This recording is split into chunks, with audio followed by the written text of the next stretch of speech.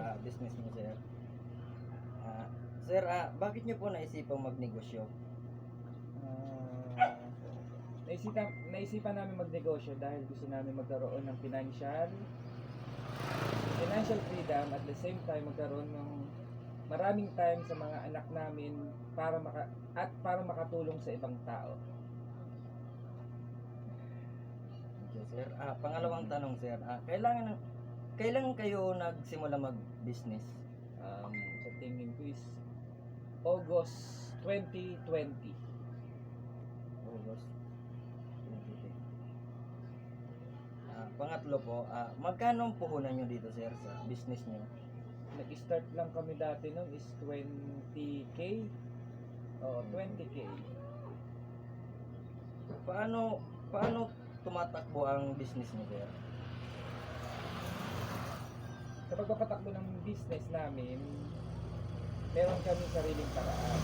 Una, pinag-aaralan at pinaplano muna namin ang aming magiging target market, marketing strategy, at ang aming mga goal, which is to help our client na kanilang mga pangangailangan. Pangalawa, nag-secure kami ng mga permits. Pangatlo, naghahanap ng mga supplier na mapagkakatiwalaang brand.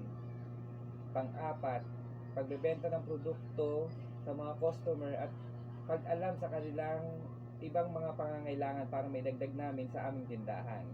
Pang-lima, pag-monitor ng inventory at sa aayos ng mga produkto para mamadali ang lahat. Pang-anim, ay pag-maintain ng magandang pakikisama sa mga client. Pang-pito,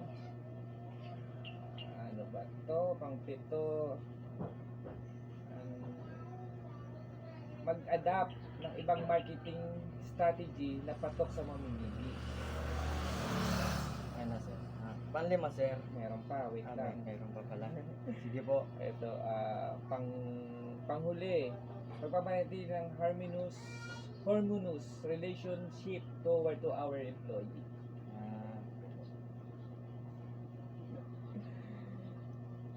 Panglima, sir, anong mga challenges ang dumating sa struggle sa pag-business? Kakulangan ng pondo. Pangalawa, pagharap sa mga hindi inaasahang pangyayari tulad ng ASF. Humina ang aming sales kasi nagkamatayan ng mga baboy dito sa amin. Yun. Pang-anim, sir, paano nyo po naresolbahan ang mga problema? Naresolba namin sa pamamagitan ng pagiging consistent sa aming mga goal, na tulungan ng aming mga client sa kanilang problema sa panahon na dumating ng pandemya ng ASF. Tinulungan namin sila sa paraang technical, tumawag at humingi kami ng tulong sa mga animal technician kung ano ang tamang gawin sa mga may mga sakit na baboy. Sa ngayon ay nakaka-recover na ng 50% ang mga hog raiser, at sa amin pa rin sila bumibili ng aming produkto. Pang-pito po, sir, paano naglago ang negosyo nito? Sa aming negosyo, masasabi kong lumago ito dahil ang aming magandang pakikitungo sa aming mga kliyente at pagbibigay ng magandang serbisyo at quality na produkto. Yun lang, okay na siguro yun. Thank you po. Meron pa. Pangwalo, sir, ano ang mga dapat gawin para mapalago ang negosyo? Para lumago ang negosyo, aralin at pinasok na negosyo at huwag maging tamad. Palaging magtanong at mag-research kung paano makabagong paraan, marketing strategy, at dapat ay i-focus sa goal mo. Huling katanungan, sir, ano ang mga legal na responsibilidad ng negosyante bilang negosyante? Pang-8 na ba yun? Pang-sampu na, sir. Pang-sampu na. Nilas ko na po.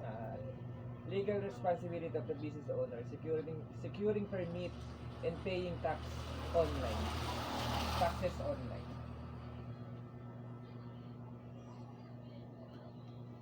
Sir, thank you po. Okay, thank you po.